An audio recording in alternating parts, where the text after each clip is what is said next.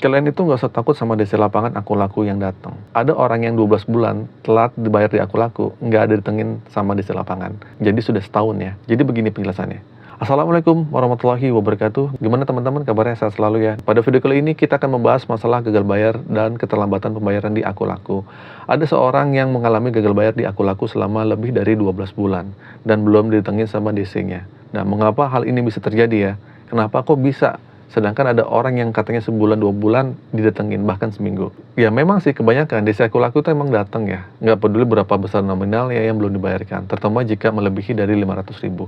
Namun di beberapa kota, tidak semua orang mengalami kunjungan dari DC aku laku. Misalnya di Jakarta nih, jumlah DC-nya mungkin banyak, tetapi hal ini tidak berlaku di setiap kota.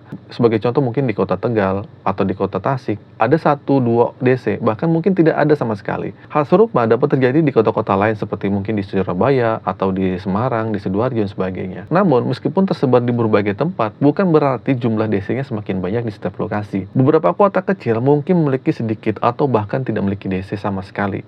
Jadi ada kemungkinan seorang tidak ditengin oleh DC selama periode waktu yang sangat panjang.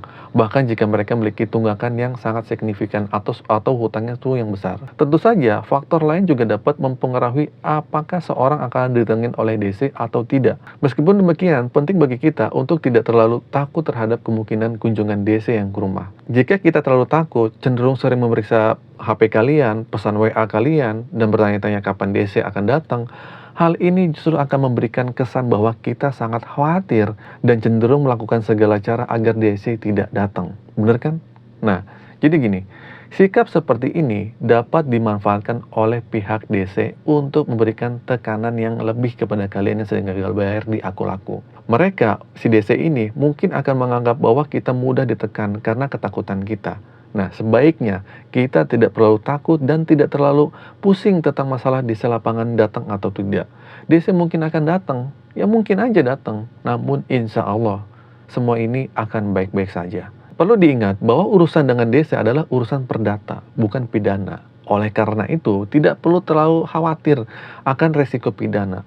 Beberapa DC mungkin mengancam dengan melibatkan polisi atau bahkan mengajak ke kantor polisi. Namun ini bisa saja hanya gertakan belaka. Ya, kalian tidak perlu khawatir dan takut meskipun ada somasi resmi gitu, somasi dari surat pinjolnya atau gimana gitu, dan tanda tangan dari tim legal atau tim kuasa hukum DC, memang sah sih. Namun kita dapat menunggu tindakan selanjutnya seperti apa sih. Sejauh yang saya ketahui, seringkali ujung-ujungnya hanya sebatas pada somasi aja tanpa tindakan lebih lanjut. Jadi kita tidak perlu khawatir atau panik.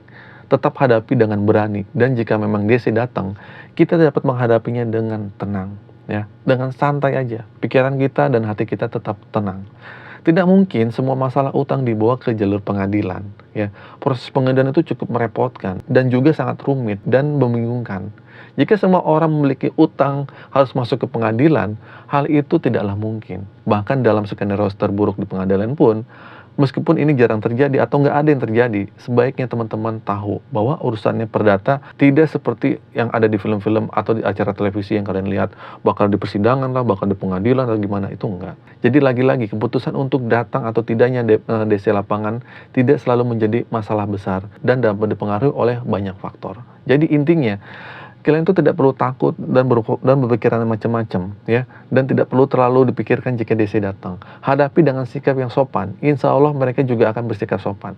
Namun jika mereka kurang ajar, rekam, viralin, ya. Mungkin kalian viralin di Facebook, Twitter, dan sebagainya di media sosial kalian. Dan minta bantuan orang-orang untuk menyebarkan informasi ini agar masalah ini menjadi perhatian publik. Nah, sebenarnya kita akan diuntungkan dari sisi image perusahaan pinjaman online yang memang sudah jelek dan negatif. Nah, kejadian seperti ini memiliki potensi untuk menjadi viral, sehingga akan lebih mudah untuk menarik perhatian OJK agar melakukan penyelidikan terhadap perusahaan pinjol tersebut. Laporan kita mungkin tidak akan terlalu diperhatikan ya, tetapi setidaknya ini adalah upaya kita untuk terus melaporkan dan membuat mereka tidak bisa bertindak seenaknya. Oke, terima kasih atas perhatiannya. Semoga teman-teman yang sedang mengalami kesulitan atau masalah dengan aku laku bisa segera mendapatkan kemudahan rezeki, dilancarkan rezekinya, dan dapat melunasi utang-utangnya. Semoga tidak ada celah untuk pinjaman ke pinjaman online lain ya di masa depan, atau gali lubang tutup lubang. Amin ya robbal alamin. Terima kasih. Akhir kata dari saya, Assalamualaikum warahmatullahi wabarakatuh.